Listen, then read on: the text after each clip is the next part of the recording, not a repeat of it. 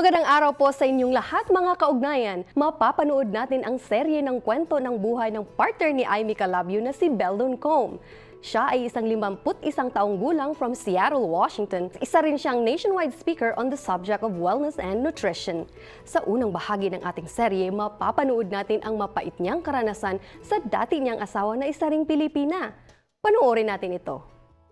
I found myself back in time at a place in my life where I just wanted to get away and explore and just go as far away in the planet as I could find. And I've always been fascinated with Singapore. Singapore is the oldest port city on the earth, and I wanted to go there and experience it. So I flew to Singapore and was entirely disappointed with the city because all of the history is gone. But while I was there for that 2 weeks, I met my ex-wife, who is a Filipina working on contract in Singapore. And we got along really well, and one thing led to another, and over time we got married in Cavite, and eventually she came here. And then we started writing, and eventually her contract was up, and she went back to Manila, Quezon City.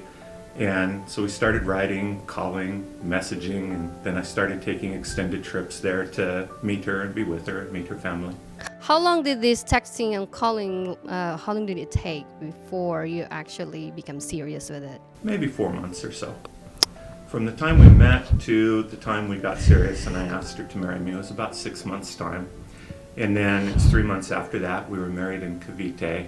And then it was almost 3 years before she came here. So what is it about her that you really got attracted to and it's like, oh, I like this woman?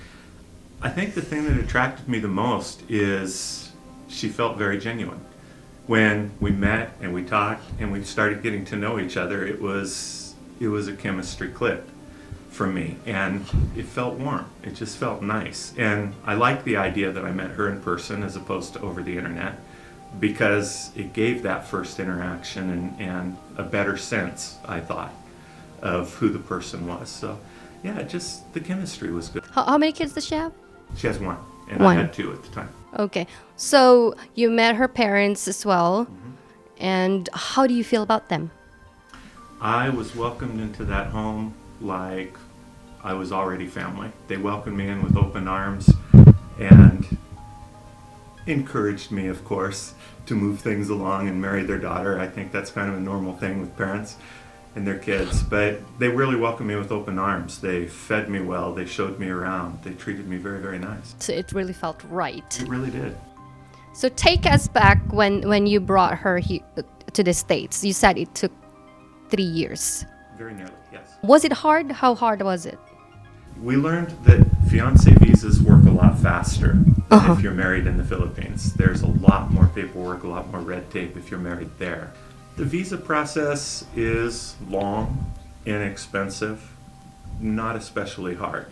There wasn't any huge hoops to jump through. Most of it was just waiting, because they put you in the line somewhere and you wait until they call your name. So it's just very time consuming. So from a relationship standpoint, it was tough, because here's my wife, clear in the Philippines, not just a fiance I'm new with, but here's somebody that I'm married to. In our first 3 years of marriage, we were separated by an ocean. So, it was really tough on the personal level. On the visa level, it's just waiting. Without getting too political, it would be nice to see the legal immigration process streamlined and sped up. Instead of making it easier for illegal immigration, let's make it easier for legal immigration. It would be a nice gesture. I lived in Seattle at the time, and it was an exciting day, the day that we brought her here. And, exciting. I met her at the airport, her and her daughter, and took her back to the house. And the first 2 or 3 weeks was really amazing. It's like we were together in a family again. And then about 3 months in, all of that started to change. That quick. I walked outside one day and she was on the phone, and I noticed that she put her phone away really fast when I walked out the door. Fast enough that it was weird. And I didn't think too much of it, but that thing kind of sticks in your head. It wasn't very much longer. I walked out the door and she didn't see me walk out the door, and she's still talking. And she was talking to someone from Southern California in very romantic terms. And I questioned her on that, and she got very angry at me through the phone. and walked back in the house. But as I started to put pieces together, I found out that she was talking to a gentleman that she was engaged to, or he thought so, while she was married to me. And he lived down here in Anaheim. So that was kind of a shocking day. But as we unfolded that, it turned out that at the same time she was married to me, she was engaged to 5 guys that I know about. There may have been more, but there's 5 that I know about today, all across the country, from Florida to Anaheim to Colorado to, yeah, so things fell apart very quickly. So, these engagement happened when? Over the period of the 3 years that we were married and working on her visa to America. Oh. So, did they met? Did they go to the Philippines too? They did. At least 2 of them I know did. One of them I know went to meet the family in Pangasinan, same as I did. And he told me later that he was welcomed with the same open arms that I was welcomed with. And they encouraged him to get to know their daughter and to carry the relationship along. And at the end of the day, all 5 of these gentlemen were sending money to my wife, thinking that they were engaged to her. They've got a good business. How did you feel about the Filipinas when that happened? I'm not a really judgmental person, so I didn't judge all Filipinos based on my experience. But at the same time, it was pretty obvious that I was experiencing the horror story that people talk about. I was actually warned about that. It's like you go and you get somebody overseas and you've got this mail order bride and she's going to come here and be a gold digger and use you and she just wants to get to America, and I didn't believe it. You know, I never thought I'd be part of that story. And certainly the way the family felt to me and the way she felt to me, it didn't feel that way. But yeah, I got to live that. Did you ever think at one point that maybe it was true? Never. Well, I never gave it a thought that I was being betrayed or used or played. I never gave that a thought. My thought all the time was that we were starting a family and we were moving forward very, very well. As an actress, she should have an Oscar nominee because it was all very well executed. And the fact that it was not just her, but the entire family and the people that we met were all in on this. It was just very well executed. I never had a clue. Once it started to unravel, once I started to see the bigger picture, I felt betrayed. And there really are no words to describe how you feel when you've been played like a fiddle so well. I mean, you've been used. You're a patsy. You're everything that we tend to look down on when we look at people who have gone through this experience and say, why didn't you know? And that level of betrayal, there's no words to describe it. But inside,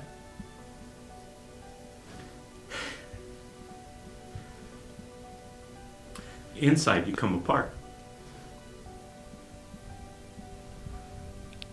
How do you get back to your feet on that? It took a long time, but there was a process to it in my case.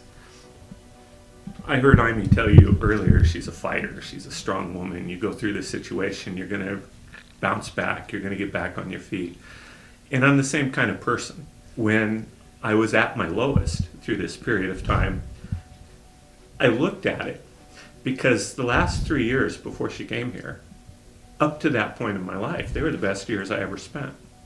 So I did some internal digging. It's like, if I'm betrayed and if all of this was a lie and if all of it was so untrue, how is it that those were the best 3 years of my life up to that point? Because to me it wasn't a lie. And that's what I eventually had to realize, is when you're looking at a relationship that goes south like that, and you think about that magic that you had, that magic that was the love that you feel, when you think about that, you really don't know if it's coming from the other person or not. Because you can never know truly what the other person is thinking or feeling or doing or planning. You just can't know. But that feeling comes from what you're giving to that person, from the love that you extend to that person. And I came to that realization eventually that the love you get isn't the reason that you're on top of the world and on cloud nine. The love that you give somebody is the reason that you feel that way. And that was empowering to me because it let me know I can do this again. I can have that feeling again. I can be with somebody and experience the next best 3 years of my life and the best 3 years after that and the best 3 years after that, just by being willing to open up and give again. What did you do in order to get back on your feet? There's a philosophy I've developed since then that when pain comes your way, we tend to fight it. We tend to fight against it and repress it and pretend like it doesn't exist. But if you want pain to leave, and if you want to continue your life after, you have to let that pain hurt you. You have to feel it.